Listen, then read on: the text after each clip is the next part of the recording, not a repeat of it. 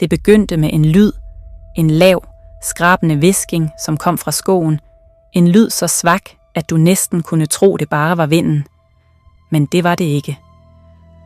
Folk i landsbyen vågnede midt på natten med en mærkelig følelse af, at nogen, eller noget, så på dem fra mørket.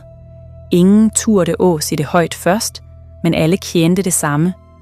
Dørene blev låst tidligere, lysene slukket raskere, og efter solnedgang var gatene helt tomme. Så begyndte ting at forsvinde. Først dyr, så endda flere. Og hver gang fandt man de samme sporene i snøen, store, dybe fotaftryk, som gik ret ind i den mørke skoven, men aldrig kom tilbage. Jeg hedder Erik, og jeg havde hørt disse historierne hele livet, men jeg troede aldrig, de var ægte. Ikke før den natten. Vinden stoppede pludselig. Alt blev stille. Alt for stille. Det føltes, som om hele verden holdt pusten. Så kom lyden igen, nærmere denne gangen. En langsom, skrabende lyd, som bevægede sig mellem træerne. Hjertet mit begyndte at slå raskere. Jeg vidste, jeg burde blive inde, men noget i mig sagde, at jeg måtte finde sandheden. Med skælvende hænder tog jeg sværdet mit og åbnede døren. Kulden traf mig som en væg. Snøen knaste under fødderne mine, mens jeg gik sagte mod skoven. Jo nærmere jeg kom, jo mørkere blev det.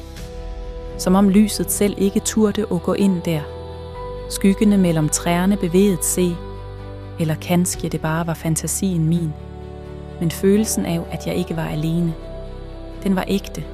Pludselig stoppede jeg, ret foran mig, i snøen. Var det spor. Enorme fotaftryk, dybere end noget menneske kunne lage. Jeg svælgede hardt og begyndte at følge dem. Et skridt, så et til. Helt til jeg ikke længere kunne høre landsbyen bag mig. Bare stilhed. Så jeg det. En bevægelse mellem træerne. En mørk skygge, som gled sagte forbi. Jeg frøs. Øjnene mine prøvede at forstå det, jeg så, og der lagde jeg mærke til dem. Øjnene. 2 svage lys, som stirrede ret på mig fra mørket. Pusten min stoppede. Jeg klarede ikke at røre mig. Luften rundt mig blev tung, kaldere end før. Så kom lyden igen. Men denne gang var det ikke bare en lyd. Det var en stemme. Lav. Dyb. Som om den kom fra selve jorden. Du burde ikke været her. Hele kroppen min ville løbe, men benene mine nægtede at bevæge sig. Skyggen kom nærmere. Sagte.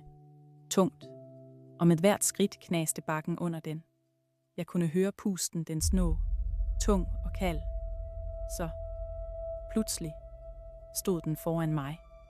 Et gigantisk trold, større end noget jeg nogen gang havde set. Kroppen var dækket af is og sten, og øjnene lyste som kald blå ild. Jeg kendte frygten tage over. Dette var slutten. Men så skete noget, jeg ikke forventede. Den angreb ikke. Den bare stod der, og så på mig, som om den ventede. Tiden stoppede. Alt rundt os blev stille. Jeg vidste ikke hvorfor, men jeg samlede det lille mode, jeg havde i igen og hviskede. Jeg vil ikke skade dig. Stilheden etterpå var værre end noget andet. Sekunder føltes som minutter. Minutter som evigheder. Så bevægede det sig. Ikke fremover, men bakover.